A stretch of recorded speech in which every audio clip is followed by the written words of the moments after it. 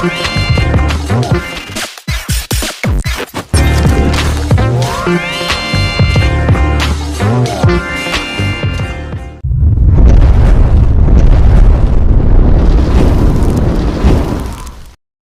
yang bergetar itu hati yang ikhlas disiapkan untuk menerima mau'izah hasanah. Maka dengan demikian maka insya Allah akan ada manfaat berkah untuk kita Bapak, semuanya. Ibu, guru semuanya, hadirin wal hadirat yang saya hormati. Kajian kalam ya, kajian agama di Masjid Al-Kautsar ya. Ini bertemakan tentang pondasi ikhlas dan profesi atau dalam profesi. Saya ingin menyampaikan kisah ya, supaya kalau teori-teori kan saya yakin ibu bapak sudah sering dengar ini ya. Jadi Imam Al-Ghazali itu pernah ditanya oleh seorang petani lah, orang petani. Ya Syekh Al-Ghazali, saya ini sehari-harinya ke sawah, berangkat pagi, pulangnya sore. Enak bener orang-orang yang pekerjaannya nggak terlalu banyak kayak saya. Mereka bisa sholat di masjid, mereka bisa zikir, mereka bisa ngaji. Kalau saya ini ibadahnya kayak mana? Kemudian Imam Al-Ghazali menjawab begini, wahai muridku yang petani katanya, ketika engkau keluar dari rumah, sadar betul bahwa engkau bekerja itu adalah sebagai menjalankan perintah dari Allah untuk memenuhi kewajibanmu, yakni memberikan nafkah kepada anak dan istrimu. Maka ketika engkau melakukan itu, apapun yang engkau lakukan, hakikatnya engkau sedang beribadah dan berzikir kepada Allah. Jadi ya kalau kita guru, ngajar kita itu kita sedang ibadah sama Allah. Kalau kita karyawan, kita lagi buat laporan di depan komputer, itu ibadah kita kepada Allah. Kalau kita satpam, kita jaga, ngurusin parkir dan lain sebagainya, itu sejatinya adalah kita sedang ibadah kepada Allah. Semuanya, ibu-ibu rumah tangga yang mungkin pekerjaannya adalah ibu rumah tangga, dengan segala aktivitasnya di rumah, itu hakikatnya sedang ibadah kepada Allah. Jadi tidak ada dalam setiap aktivitas yang kita lakukan ini, tidak ada yang tidak mengandung ibadah kita kepada Allah. Semuanya dalam rangka ibadah kita kepada Allah. Inilah keadilan Tuhan, keadilan Allah kepada kita. Kalau semuanya ibadah itu cuman sholat, ngaji, zikir, nggak akan berkembang ini Al-Kautsar, nggak ada kampus, nggak ada jembatan, nggak ada masjid yang indah, nggak ada jalan-jalan yang indah, nggak ada taman, nggak ada. Karena ritual ibadah cuman tok ibadah-ibadah seperti itu. Tapi ada satu yang tidak boleh lepas dalam segala aktivitas yang kita lakukan. Tidak boleh lepas, ada satu nilai yang nggak boleh keluar dari diri kita dalam menjalankan aktivitas. Apa itu? Nilai itu, prinsip dasar itu adalah nilai tauhid kita terhadap Allah Subhanahu wa Ta'ala. Gak boleh keluar. Bahkan ketika satu ibadah yang kita lakukan tidak membawa nilai-nilai tauhid kita kepada Allah, maka amalan itu, ibadah itu tidak diterima oleh Allah. Karena keluar dari nilai-nilai tauhid. Apa yang dimaksud dengan nilai tauhid ini? Nilai tauhid itu bahwa segala aktivitas yang kita lakukan sepenuhnya dalam rangka menjalankan perintah Allah semata-mata. Baru konsepnya masuk ke sini. Kalau sudah semata-mata yang kita lakukan dalam rangka menjalankan perintah Allah, tidak ada lain adalah menjalankan semua apa yang menjadi ketetapan Allah dalam diri kita, yang akan muncul dalam diri kita adalah rasa ikhlas dalam diri kita. Ikhlas semata-mata bahwa ibadah, aktivitas yang kita lakukan tidak ada lain kecuali menjalankan perintah Allah. Ngajar saya ini karena Allah yang merintahkan, maka saya ngajar. Yang saya tuju adalah Allah. Ujung dari aktivitas ngajar kita itu adalah buah kebaikan hasil dari apa yang kita lakukan terhadap perintah Allah. Itulah ikhlas sebenarnya. Sehingga ibu bapak, sekali lagi apapun profesi kita, mau tukang ojek, mau tukang OB lain sebagainya, nilai dasar ini nggak boleh keluar dari diri kita. Tapi sebaliknya, sekalipun kita ngajar, sekalipun kita jihad di medan perang, ketika nilai ini nggak ada, apa itu? Nilai tauhid yang menghadirkan keikhlasan dalam diri kita tidak ada, maka amal itu hanyalah sebuah kesia-siaan semata. Apa contohnya? Saya kisahkan ini. Dikisahkan oleh Imam Bukhari dalam sahihnya. Beliau menceritakan ada orang yang kerjaannya ngajar sama belajar. Disebut dengan mu'allim wa muta'allim, orang yang ngajar dan belajar. Ketika meninggal dunia, ditanya sama Allah, limadza kutilta wa ma sona'ta? Apa yang menyebabkan engkau meninggal dunia dan apa yang engkau perbuat? Kata yang kerjaannya ngajar sama belajar ini menjawab, ta'allamtu wa 'allamtu. Kerjaan saya ini cuman belajar sama ngajar. Lalu Allah menjawab, kata Allah, kadzabta, bohong engkau. Tadinya hampir masuk surga, karena Allah mengatakan kadzabta, bohong engkau, hamba Allah ini terdiam. Lalu Allah pun melanjutkan kalamnya, engkau belajar dan engkau ngajar bukan untuk, maka surga yang aku ciptakan olehku, sedangkan engkau melakukan segala aktivitasnya bukan untukku, maka engkau tidak layak masuk ke dalam surga. Lalu Allah memanggil malaikat dan memasukkannya ke dalam neraka. Padahal kerjaannya ngajar sama bela. Kenapa dasarnya? Dasarnya tidak ada. Apa nilai dasarnya? Nilai tauhid, penghambaannya kepada Allah, ibadahnya kepada Allah yang tidak mampu menghadirkan keikhlasan dalam diri. Oke, paham tum? Do you understand? Saya anggap saya lagi ngisi studium general mahasiswa baru lah ya. Kalau saya ngajar ibu bapak kan nggak pas amat, nyiramin garam di lautan gitu. Jadi saya anggap ini bapak ibu ini mahasiswa baru gitu. Biar saya nggak terlalu grogi-grogi amat. Gitu. Jadi ternyata orang yang belajar dan mengajar ini Allah tempatkan di dalam neraka karena kata Allah ngajarnya dan belajarnya bukan untukku. Dia belajar itu karena ingin mendapatkan kedudukan yang tinggi. Dia ngajar juga karena ingin mendapatkan sesuatu yang ingin didapatkannya bukan untuk Allah. Maka ganjarannya juga bukan surganya Allah, tapi adalah neraka.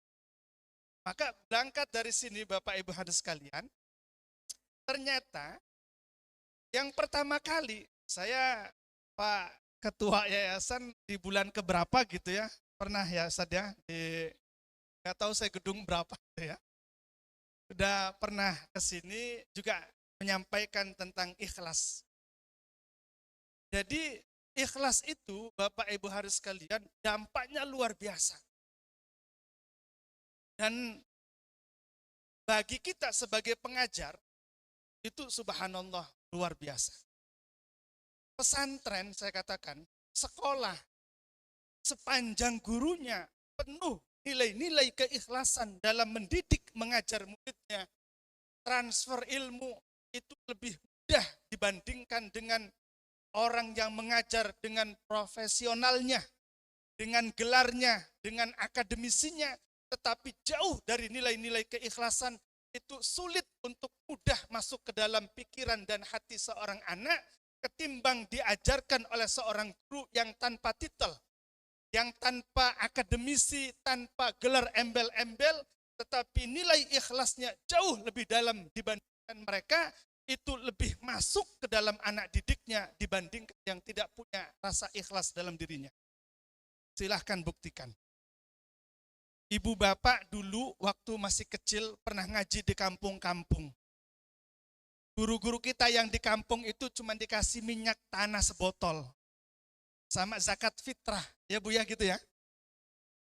Ini yang kaum ibu-ibu yang sudah agak kesana ya. Tapi yang masih muda-muda ini nggak ngerasain biasanya. Ngerasain. Itu cuman kita bawa minyak sebotol, minyak tanah, belum ada listrik, sama zakat fitrah. Tapi kita usia SD masih kecil, sudah bisa ngaji kita. Gak lagi pakai ikro-ikro lagi, langsung Quran kita. Bisa ngaji. Anak kita TK, SD, ikro saja nggak hatam-hatam. Kadang saya merenung, ada apa ini sebenarnya? Ikhlasnya itu yang belum ada dalam sepenuhnya yang dalam diri kita ini. Maka anak pun nerima ilmunya gak plong, gak mudah. Tapi orang yang didasari ngajarnya karena Allah, ikhlas pengen ngedidik anak ini supaya bisa, itu jauh lebih mudah diterima oleh seorang anak. Saya kisahkan seorang ulama hebat yang saya kira ini sudah umum. Namanya Syekh Son Haji, namanya itu ya, kan Son Haji Bandar Lampung. Punya kitab sangat populer, nama kitabnya Jurumiyah. Jurumiyah itu kitab tentang Nahu Sorof, ngajarin tata cara baca kitab gundul. Kitabnya tipis, nggak banyak kitabnya itu, tipis banget. Beliau ketika ngarang kitab itu, begitu selesai ngarang kitab itu ngomong ke Allah, in kana hadza khalisan liwajhillahi fala yablugh. Ya Allah, kitab ini sudah aku selesaikan, aku karang. Akan aku lempar ke sebuah lautan. Kalau benar kitab ini saya tulis hanya untukmu ya Allah, karenamu ya Allah, maka ketika aku lempar ke lautan, dia akan kembali kepadaku dalam keadaan tidak basah sedikit. Kata Syekh Son Haji, ingin ngetes, benar enggak saya ini ikhlas dalam menulis karyanya ini. Nama kitabnya Jurumiyah, boleh dicek lah. Ya, kalau yang pernah pesantren ini bapak-bapak, pasti pernah ngaji itu. Nahu Sorof. Dibuanglah kitab ini, kitab Jurumiyah itu di lautan. Muter itu kitab itu, Syekh Son Haji masih di tempat yang sama, kembali lagi ternyata kitab itu balik lagi, diambil, tidak ada selembar pun, seujung kitab pun, sekertas itu pun yang dalam keadaan basah. Tidak ada. Subhanallah, kitab itu sudah melahirkan ulama-ulama Indonesia. Semua pesantren, semua lembaga pendidikan yang menerapkan bahasa Arab tidak pernah tidak mengajarkan kitab padahal kitabnya kecil, sederhana. Itulah manfaat dasar orang yang mengajar, menulis apapun itu profesinya, yang didasari ibadahnya karena Allah, sehingga menghadirkan keikhlasan dalam diri. Padahal Bapak Ibu, kalau saya mau jujur, kitab Jurumiyah itu saya kritiki sebenarnya. Nah, saya juga pengajar guru bahasa Arab juga gitu. Saya kritisi karena belum apa-apa ngomong al-kalam. Lebih mudah nahul wadih sebenarnya ketimbang Jurumiyah. Tapi karena keberkahan, karena keikhlasan sang penulisnya, kitab itu penuh dengan keberkahan. Maka Bapak Ibu hadirin sekalian, niatkan dalam diri kita, ngajarnya kita di Al-Kausar ini dalam rangka menjalankan perintah Allah, kita minta kepada Allah, ya Allah, hadirkan keikhlasan dalam diri saya setiap aktivitas yang saya lakukan. Termasuk saya ngajar, termasuk saya bekerja di Al-Kausar ini, hadirkan keikhlasan dalam diri saya. begitu Bapak Ibu sekalian. Saya setiap pengajian di masjid-masjid, pasti ibu bapak itu nanya begitu. Ustadz, supaya ikhlas itu kayak mana? Kadang ikhlas itu hadir kalau gajinya gede Ustadz. Gitu. Tapi ikhlas itu hilang atau berkurang ketika gaji saya berkurang. Ya, mumpung ada ketua yayasan. Kata guru-guru, alhamdulillah katanya. Tapi saya ingin menyadarkan ibu bapak hadirin sekali. Gaji besar, gaji kita kecil. Ketika tidak ada keikhlasan dalam diri kita, nggak ada pengaruhnya gaji besar, gaji kecil itu. Ada yang sudah sampai 10 tahun ngajar di sini? Ada. Coba dari ibu-ibu belum punya anak, sampai sekarang punya anak, cukup nggak hidupnya? Dari gaji yang mungkin 1 juta, sampai sekarang sudah sekian juta, cukup nggak hidupnya? Cukup. Kalau nurutin nafsu, nggak ada selesainya kita. Motor ini pingin punya motor ini, sudah ada mobil ini pingin punya mobil. Padahal motor juga cukup, padahal jalan kaki juga cukup kalau rumahnya dekat. Artinya yang menuntut banyak itu adalah nafsu dalam diri kita, bukan kebutuhan kita. Kalau makan sepiring cukup, gak cukup perut kita makan sampai 5 piring. Yang kuat itu adalah nafsu dalam diri kita. Nah, karena ikhlas itu sulit Bapak Ibu harus sekalian. Maka kata Imam Ibnu Athaillah dalam bait-bait al-hikamnya itu beliau mengatakan al-a'mal suwarun qa'imatun. Amal itu adalah seperti patung yang berdiri tegak. La yanfa' wa la yadur. Tidak bisa memberi manfaat juga tidak memudarat. Saya katakan salat kita itu kayak patung. Zikir kita kayak patung. Sedekah kita kayak patung. Ngajarnya kita kayak patung. Kata Imam Ibnu Athaillah.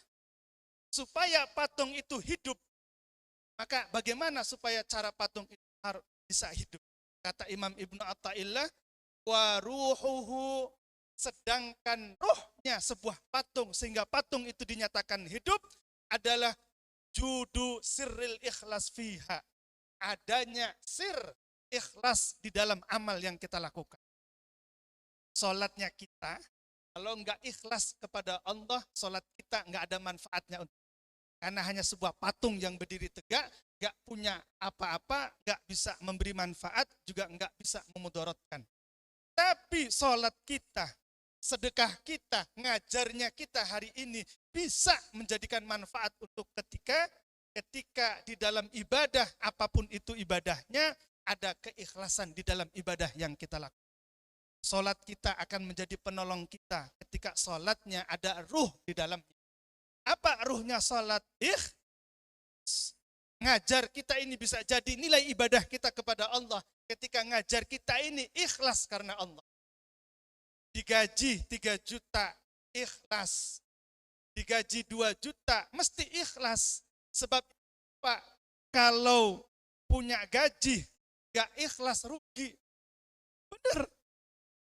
Kalau ikhlas ngajarnya dapat pahala, kalau gak ikhlas ngajarnya gak dapat rugi orang-orang yang gak menanamkan dalam dirinya ikhlas. Rugi.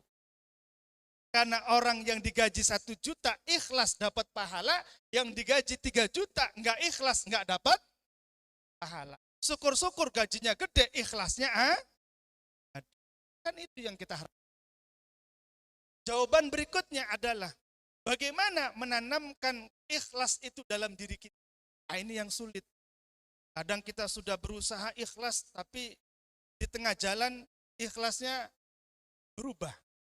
Kadang kita sudah niat ikhlas, tiba-tiba berubah karena kondisi ketentuan yang berubah keikhlasan itu. Kata Imam Ibnu Athaillah luar biasa. Saya kutip pendapatnya Imam As-Susi, dikutip oleh Imam Al-Ghazali. Kata beliau, ikhlas itu adalah faqdu ru'yatul ikhlas fihi fahuwa mukhlis. Orang ikhlas itu orang yang di dalam dirinya tidak pernah merasa dirinya ikhlas. Nah, itu kata Imam Al-Ghazali dalam kitabnya. Kata beliau, Orang ikhlas itu orang yang di dalam dirinya itu tidak merasa ikhlas. Ayo Bu, rasa-rasa. Jadi kalau kita sedekah ngomong, saya mah ikhlas. Kata Imam Al-Ghazali, orang yang kayak gini belum. Orang ikhlas itu kayak kita setoran setiap pagi ke kamar mandi. Yang setelah kita selesai dari kamar mandi, gak mau kita ingat dan gak mau kita lihat. Itu orang ikhlas. 1 juta gak pernah ngerasa kayak sedekah 1. Habis ngajar, habis zikir semalaman gak ngerasa kalau semalam habis. Itu orang yang ikhlas. Orang ikhlas itu gak peduli kanan kiri, gak peduli atas bawah. Karena yang dilakukannya adalah untuk Allah. Orang tahu gak peduli, orang gak tahu juga gak peduli. Karena yang dituju adalah bukan manusia, karena yang dituju adalah bukan gaji. Kita kerja diketahuin orang tetap gaji dapat segitu, gak diketahuin orang juga tetap gaji segitu. Jadi rugi orang yang tidak menanamkan dalam dirinya ikhlas. Sekarang jawabannya, bagaimana menghadirkan, menanamkan keikhlasan dalam diri kita. 1 kuncinya, Bu Bapak, silahkan ngaji kemanapun. Saya katakan, kalau belum punya ilmu ini, gak mungkin bisa ikhlas. Mungkin bisa ikhlas. Orang yang bisa menanamkan ikhlas, 2, cuman 2 saya katakan. 1, orang yang bisa ikhlas adalah ketika ia sudah mengenal Allah. Sepanjang, sejauh mana dia mengenal Allah, maka sejauh itulah ikhlasnya ada dalam dirinya. Sejauh dia belum mengenal Allah, maka ikhlasnya sejauh itulah pengenalannya kepada Allah. Jadi ikhlas itu ditampakkan, ditunjukkan oleh pengetahuannya, oleh ma'rifatnya kepada Allah. Semakin tinggi ma'rifatnya kepada Allah, ikhlasnya semakin tinggi. Semakin jauh pengenalan kepada Allah, ikhlasnya pun semakin jauh kepada Allah. Benar. Maka kata ulama, ikhlas itu Bapak Ibu sekalian ada 4. Kalau ulama-ulama dalam kitab-kitab tasawuf itu umumnya membagi ikhlas itu cuma 3. Tapi ada tambahannya lagi. Ikhlas itu ada 4. Yang pertama ikhlasnya ikhlasul awam. Ikhlasnya orang awam. Ikhlasnya orang awam ini di dalam aktivitas ibadahnya, ritual ibadahnya itu tujuan ibadahnya adalah mendapatkan pahala dari Allah Subhanahu wa Ta'ala. Kalau sedekah katanya akan dibalas oleh Allah. Sedekah. Sholat duha katanya ngelancarin rizki. Sholat duha. Tahajud 40 hari nggak putus, jodohnya cepet, tahajud dia 40 hari. Sudah 41 hari lewat, jodohnya nggak datang-datang. Katanya kalau duha 7 hari berturut-turut, rizkinya bertambah. Sudah duha, nggak nambah-nambah rizkinya. Katanya sedekah ditambahnya. Sedekah terus-terusan setiap hari sedekah. Semakin banyak sedekah, nggak ditampakkan rizkinya bertambah sama Allah. Itulah saya katakan, sejauh mana pengenalan kita kepada Allah, maka ikhlasnya pun akan seukuran dengan sepengetahuan kita kepada Allah. Oh iya, kurang kuat, Pak.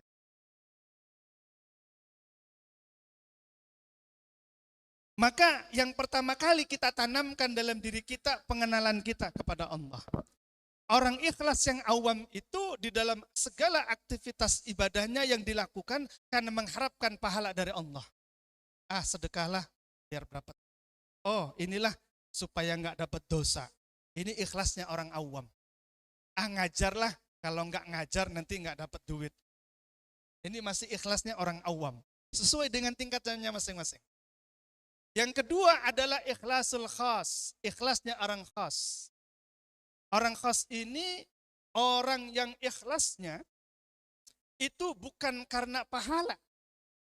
Juga karena takut kalau kita tidak melakukannya kita dapat dosa, siksa dari Allah. Enggak.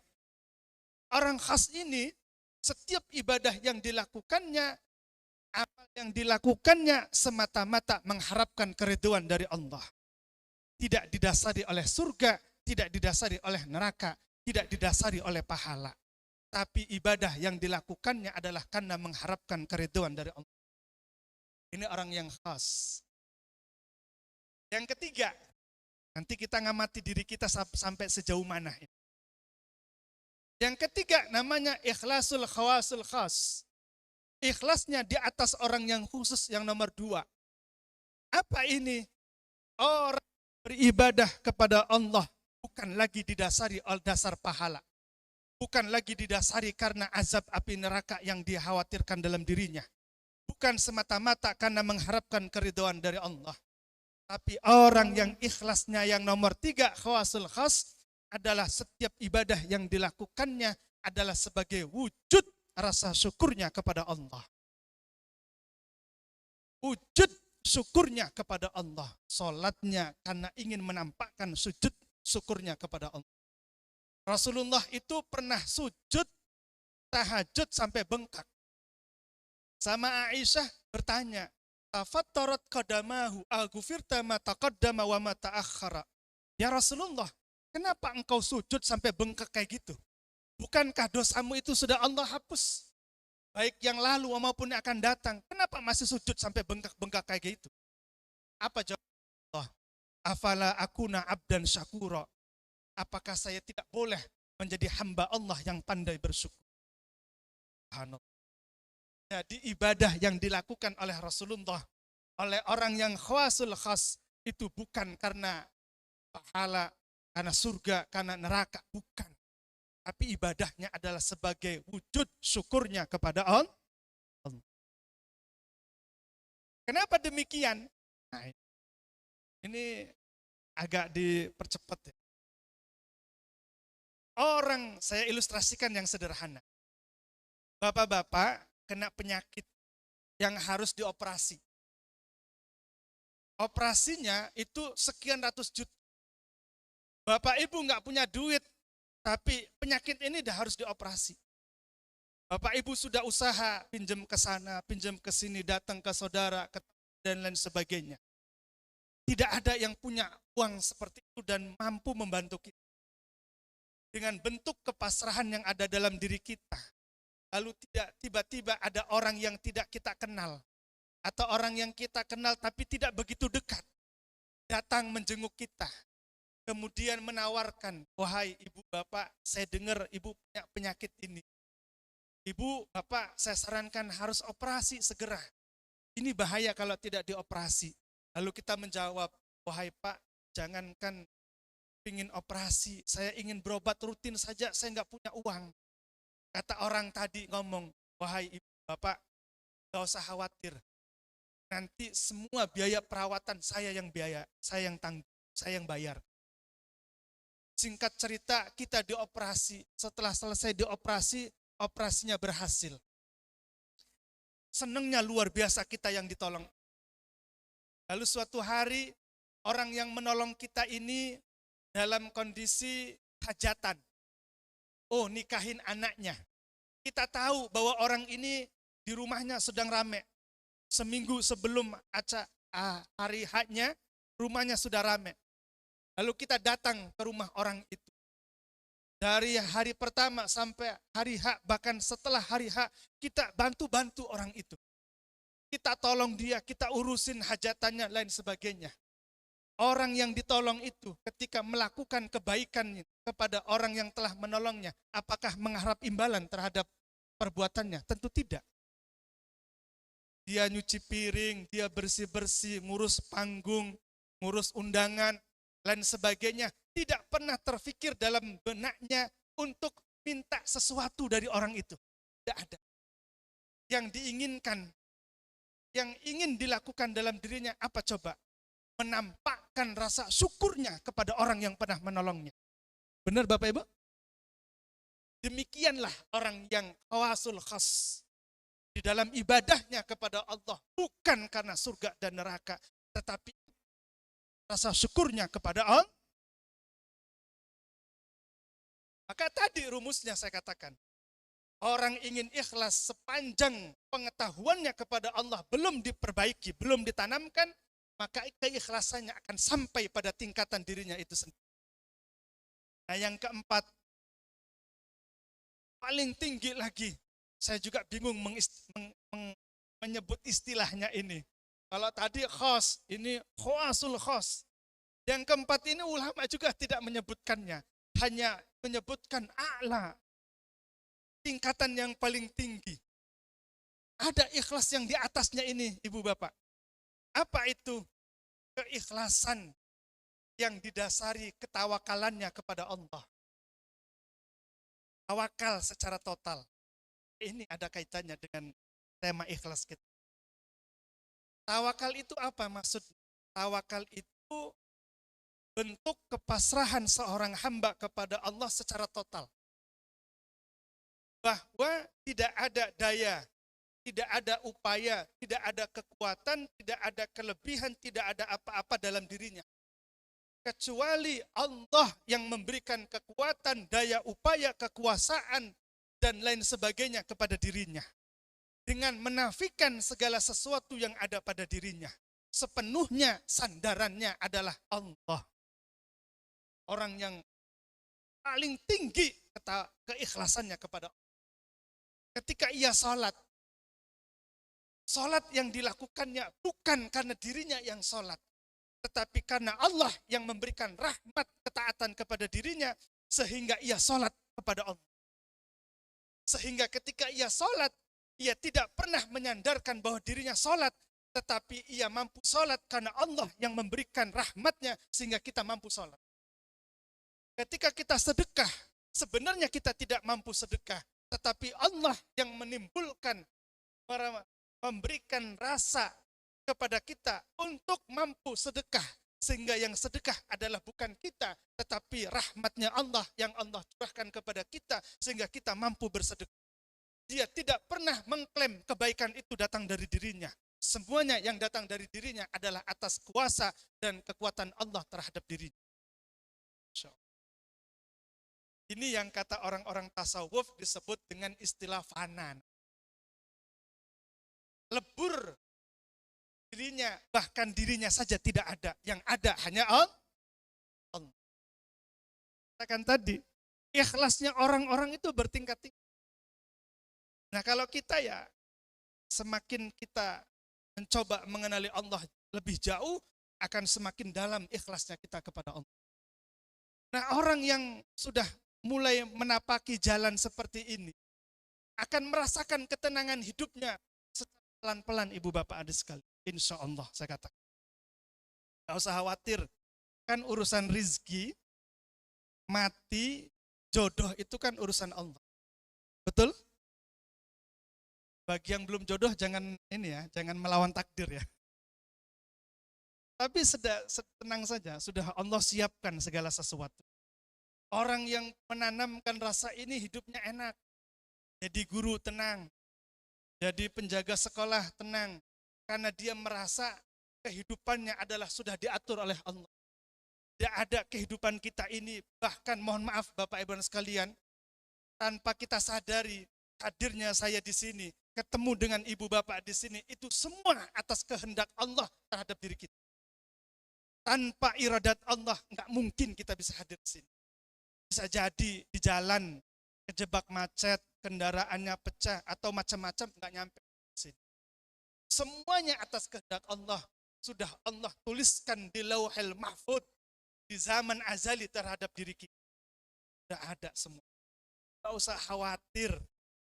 Maka saya katakan, orang yang semakin jauh mengenal Allah, hidupnya akan semakin merasakan ketenangan, karena yang menjadikan sandarannya adalah Allah. Saya kembalikan lagi kepada pentingnya ikhlas dalam aktivitas yang kita lakukan. Saya kisahkan, saya dengan Ustadz Azkan, Ustadz Zaki Mubarak, itu satu alma mater. Kita punya kiai yang saya katakan ikhlasnya luar biasa. Guru MAN 1, MAPK.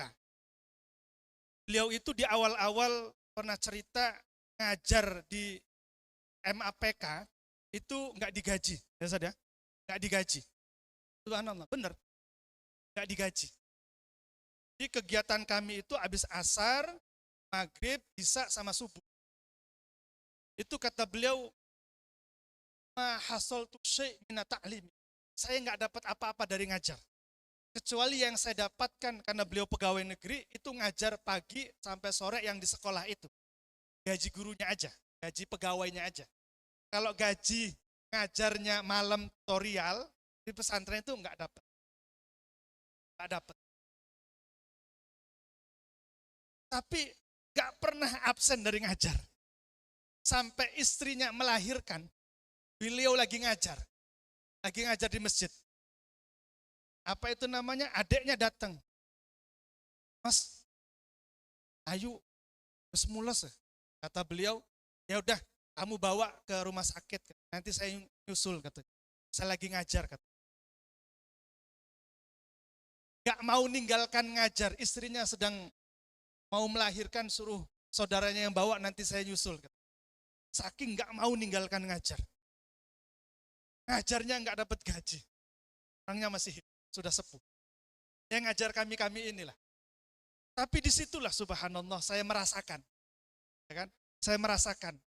Hampir semua yang diajar beliau itu bisa baca kitab. Hampir semuanya.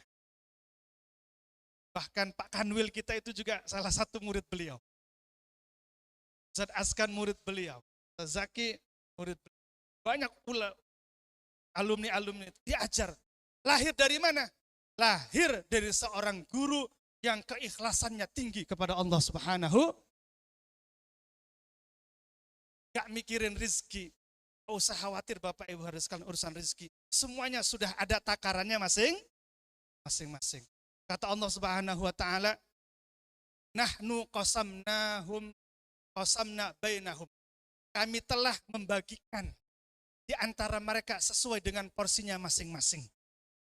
Kalau kita dikasih rizki terlalu banyak, bisa jadi harta yang berlebih itu akan menyesatkan kita, bahkan membahayakan kita.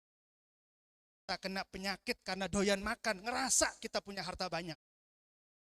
Bisa jadi kita sombong, bisa jadi kita urak-urakan karena harta kita terlalu banyak.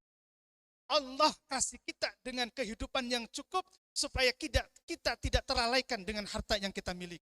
Allah itu maha indah dengan segala ketetapannya. Tapi bagi orang yang tidak mengenali Allah, yang ada hanyalah keluh kesah dalam. Halo?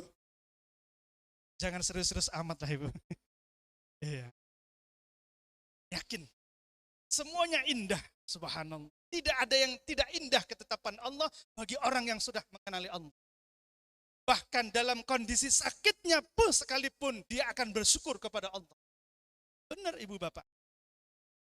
Apa saya katakan? Dalam hadis itu banyak diceritakan. Orang yang sakit sampai meninggal karena rasa sakitnya. Itu oleh Rasulullah SAW disebut orang yang akan masuk surga tanpa hisab. Orang yang sakit karena sakitnya dia meninggal dunia, itu orang yang akan meninggal dunia tanpa hisab. Nanti ketika masuk ke dalam akhirat, dosanya hilang, semua keburukannya hilang karena dosa, karena penyakitnya tadi. Ada yang kena rematik, kena jantung, ada yang kena diabetes, ada yang kena kanker. Itu ternyata penyakit-penyakit itu merontokkan, menghapuskan seluruh dosanya. Sehingga ketika dia yaumil hisab tidak ada dosa yang tersisa dalam dirinya, sehingga Allah langsung memasukkannya ke dalam surga. Yang ini ketika di surga langsung sujud kepada, terima kasih kepada Allah karena di dunia Allah berikan penyakit. Itu Bapak Ibu sekalian. Tapi kalau kita tidak mengenal Allah, keluh kesah, ya Allah, jangan-jangan ada yang ngirim ini. Iya. Allah, salah saya ini apa? Dosa saya apa? Semuanya mikir. Suami dimarahin, anak dimarahin, tetangga dimarahin. Suuzon muncul. Tapi kalau kita mengenal Allah subhanallah. indah semuanya. Tenang hati kita. Irji'i ila rabbiki radiyatan mardiyah. Kita akan kembali kepada Allah dengan membawa ketenangan yang hakiki. Bapak Ibu hadirin sekalian, guru-guru, karyawan, dan seluruh keluarga besar Yayasan Al-Kautsar yang saya hormati dan dimuliakan oleh Allah Subhanahu wa taala. Jam 8 pas saya udah dikedip-kedip sama Ustadz Askan ini ya. Gitu. Ini tanda kalau sudah selesai yang saya sampaikan. Ini saja yang bisa kami sampaikan. Kalau langsung doa ya. Nggak ada tanya jawab lagi nih ya. Alhamdulillah ini ya. Baik, kita sejenak doa Bapak Ibu sekalian. A'udzubillahi minasyaitonirrajim. Bismillahirrahmanirrahim. Asyhadu an la ilaha illallah wa asyhadu anna Muhammadar Rasulullah. Asyhadu an la ilaha illallah wa asyhadu anna Muhammadar Rasulullah. Astaghfirullahal azim. Astaghfirullahal azim. Astaghfirullahal azim. Innallaha ghafurur rahim. Allahumma ya Allah, ya Hayyu ya Qayyum, ya Dzal Jalali wal Ikram, ya Hannan ya Mannan. Allahumma salli ala Sayyidina Muhammadin al-Habibil Mahbub, Syafi'al ilal, Mufarijal karub, wa ala alihi wa sahbihi wa barik wa sallim. Allahumma gfir lana dhunubana, wa li walidina, wa li asatidina, wa li qarabatina, wa li masyaikhina, wa li jami'al muslimat, wal mu'minal mu'minat, innaka ala kulli syai'in qadir. Allahumma la tada' lana dhanban illa ghafartah, wa la hamman illa farajtah, wa la aiban illa satartah, wa la maridan illa syafaitah, wa la dainan illa qadaitah, wa la hajatan min hawaijid dunya wal akhirah illa qadaitaha ya arhamar rahimin. Rabbana ya Allah hab lana min azwajina wa dhurriyyatina qurrata a'yun waj'alna lil muttaqina imama. Allahumma a'inna ala dzikrika wa syukrika wa husni ibadatik. Allahumma nawwir qulubana ya Allah binuri hidayatika kama nawartal arda binuri syamsika abadan wa 'allimna bima yanfa'una wanfa'na ya Rabbi bima 'allamtana waj'al a'malana khalisatan biwajhikal karim ya arhamar rahimin. Rabbana ya Allah atina fid dunya hasanah wa fil akhirati hasanatan wa qina adzabannar. Wa sallallahu ala sayyidina Muhammadin nabil ummi wa ala alihi wa sahbihi wa barak wa sallam bi fadlika subhanaka rabbika rabbil izzati amma yasifun wa salamun alal mursalin walhamdulillahi rabbil alamin. Kurang lebihnya mohon maaf, kepada Allah saya mohon ampun. Akhir kalam, assalamualaikum warahmatullahi wabarakatuh. Waalaikumsalam warahmatullahi wabarakatuh.